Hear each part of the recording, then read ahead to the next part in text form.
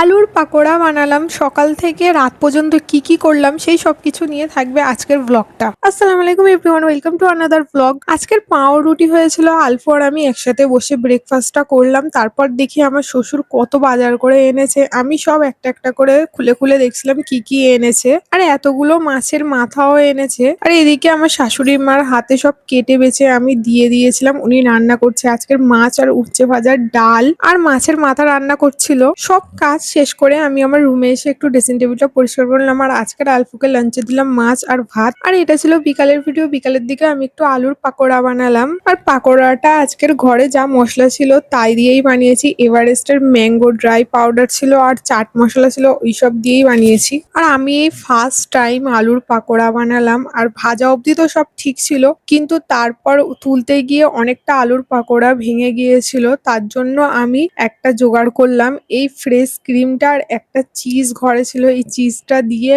একটু মেল্ট করে তার উপরে দিয়ে দিয়েছিলাম। আর খেতে এত মজা হয়েছিল। বাই এভরিওয়ান, আজকের ভিডিওটা এখানেই শেষ করছি। আবারও দেখা হবে নতুন একটা ভ্লগে।